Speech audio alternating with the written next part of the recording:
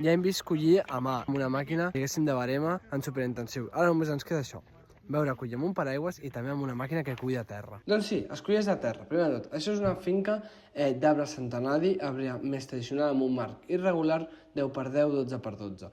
I això és una màquina que colleix l'oliva de terra, bàsicament la fan caure la que ja està caiguda. Aquesta màquina bàsicament el que fa és punxar-la i la fa entrar dins el caixó, després la tiren.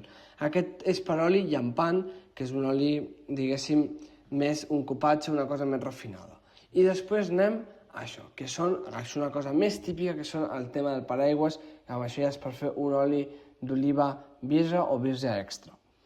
I bàsicament és molt fàcil el seu funcionament. És un ganxo que agafa una branca o directament tot el tronc, vibra l'arbre i fan caure totes les olives. En aquest cas, aquest és per moure, ja que són arbres centenaris que tenen moltes branques, van agafant la que millor els va. Dit això, petits agricultors, doneu like, demà més i millor i el que vulgueu.